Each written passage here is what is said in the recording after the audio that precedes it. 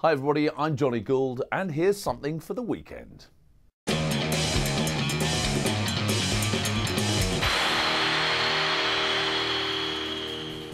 Well, coming up on this week's show, is Roman about to splash the cash again? We look at when skills go bad, and can this man get us another step closer to World Cup glory in South Africa?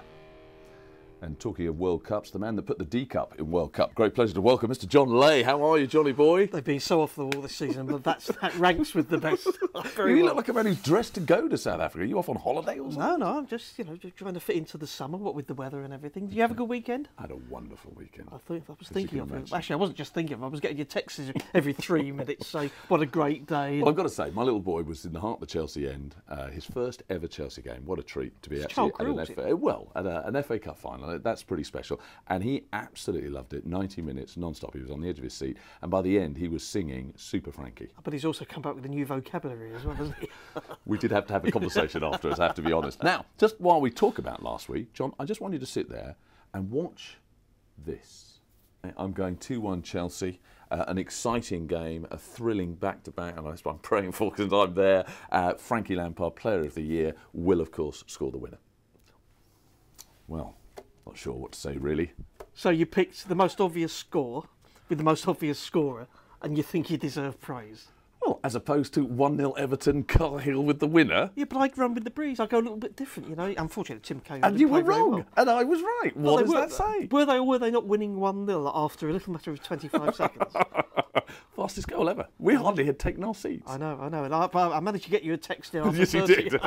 Thank you for that. Just to put things in perspective and make sure we always have a balanced show, though, we should highlight, being an Arsenal fan, that obviously your youth team won 6-2 in the Youth Cup against Liverpool. From all accounts, this is the best crop of young players you've ever had. And things looking good for next couple of years. And the ladies won the FA Cup again. Yeah. Shame about the first team. But hey. Yeah. Who cares Did you see the crowd at the Emirates? Nearly 40,000. Is that right? Well, good to see there's some reason for North London to be smiling. Now, the football season may be over for some teams a lot sooner than others. But the real business now begins. The rumours, the gossip, the innuendo. With Chelsea having a new manager, Florentino Perez, back at Real Madrid, we could see some serious money being spent this summer. So let's have a look at the biggest 5 transfers of the last 4 summers. No surprise, Johnny boy, as we start in 2005 to find that Chelsea did tend to dominate a few years back. That was when they were splashing the cash then. And you have to say, he's been a great success. I mean, he's still a terrific player. I didn't realise he'd been at Chelsea so long, 4 years now. I mean, 24, nearly £25 million. That's actually relatively... money well spent.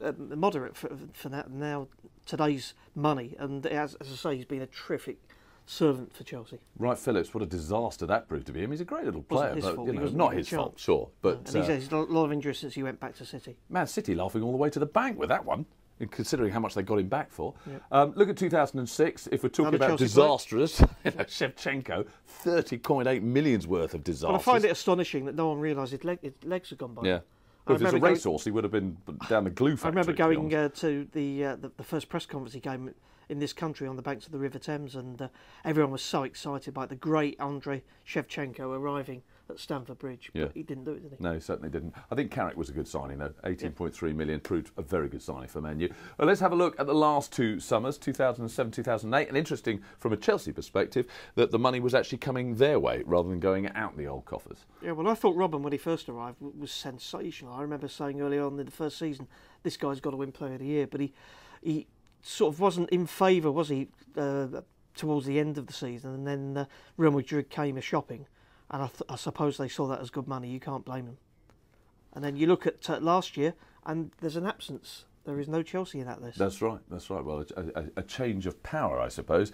Man City suddenly topping the bill in 2008 with the big money, which we can anticipate happening again in 2009. Started this week already, haven't they? Yeah. With Gareth Barry. And they're saying that's only the first. 130 grand a week, they're saying he's on. Similar to your wage packet, isn't it? Yeah, I thought you were going to say my boys, as in the JTs and Frankie boys, but at least they've done it. They've been there and they've achieved. I mean, Gareth Barry, what has he achieved so far? He's a good player.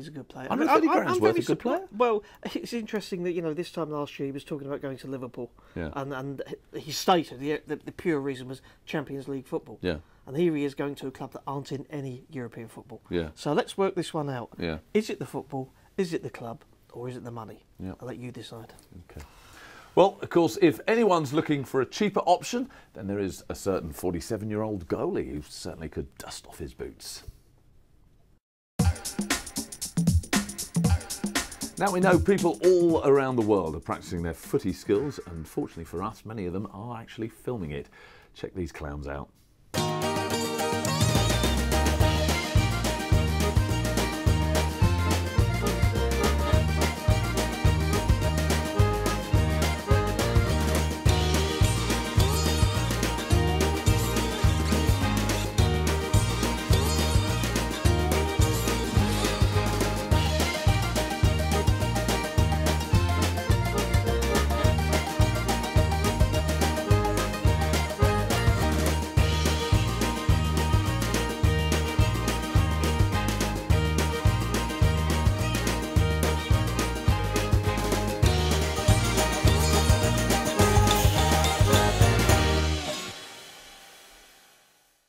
John, we should be proud of ourselves that here we are highlighting youngsters trying to improve their game, and we're enjoying the fact that they're hurting themselves. Because I couldn't do that, ever, and I will never try. What about the plonker that was trying to do it on an icy snow?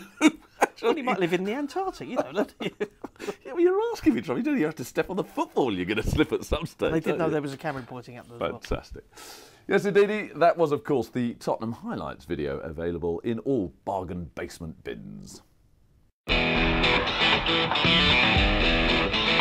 Okay, on to crap lookalike now. And this week we have a suggestion from our very own Mr. Lay. Yes, he thinks there's someone who looks like Carlo Ancelotti, the new Chelsea manager. Have a look. I have to say, I think this is inspired, John. Struck me as soon as I saw it. The man he's replacing. Chuck on a few extra pounds. Well, he's 10 years older, Gus Hiddink. Do you know Carlo Ancelotti's the same age as me? How about that? Well, that just shows you the stress of football management at the top. Well, you imagine coming into the Premier League, it could be even worse. But that's extraordinary. The eyebrows, the jowls, the hair. The money, the job. What's he on? 6.5 million a year is the figure I heard. Just it gets to a stage where you can't take it in anymore. But you know what Jose's on? I didn't realise this. 10 million. Highest paid manager in world football. He is the special one. He is. Bank balance proves We all it. thought he was coming back. Absolutely. What a shame. So thanks to everyone who's emailed in with their suggestions for crap lookalike. Some of them were truly crap and they didn't half give us a good laugh. So thank you for that.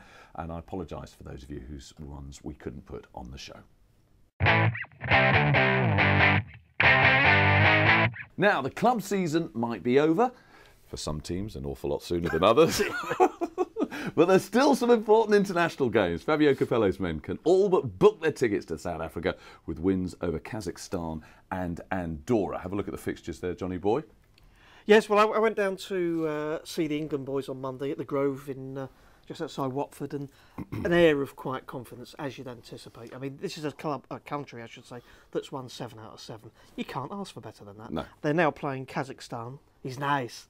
And they win out there, and they beat Andorra at home, which they will do. That puts them 3 points mathematically from qualifying. But if the results go their way, they could be at the World Cup. Yeah. You know, a year in advance. You can't ask for better than that. Fantastic achievement. And if we do get the right result against Kazakhstan, will you appear on next week's show in your mankini? No, because I haven't got one. Come on. I wouldn't get one in. Got a speedo. I get one. I get one in this pod. This body, one of those. I think that. But obviously, after the result we had against Kazakhstan at home, you've got to anticipate that that's going to be a comfortable 3 points. But I don't suppose they'll be allowed by the new manager to be too overconfident. Well, don't forget when they played each other earlier in the season, it was 0-0 at half time. Yeah. England ended up winning 5-1 in the second half, but Kazakhstan made it quite hard. Yeah. They're all decent footballers at international level. It sounds such a cliche, but they are. And I think the Andorra game will be a bit easier. I think that might be a bit of a romp in the evening humidity of Wembley on Wednesday. And just a quick mention about the goalies. Robert, with David James being out injured. I spoke to Robert Green, and he knows this is his chance now. Right. This is his time. David James is 105 Yeah. and has got the shoulder injury, had the operation, and the World Cup's coming up, and suddenly Robert Green could be our goalkeeper at the World Cup. So it's a massive weekend for Robert Green, who's had a terrific season for West Ham and is a terrific goalkeeper. So it's very, very interesting times for the West Ham man. Of course, England are used to having West Ham internationals. That's for sure. Great stuff. Chelsea used to having West Ham players eventually. Well, when their season finishes. Which is a lot sooner for some clubs than others. So that's it for this week. We'll be back next week with a special edition of the show. Yes, we're back next week. A very special edition. You won't want to miss it. Looking back at our worst and our best moments during the season. But in the meantime, don't forget, you can test your football knowledge against John's quiz at the Telegraph website at the address below. But that's it from this week's Something for the Weekend. Do hope that you have something that makes your weekend very special. From us all. Bye-bye.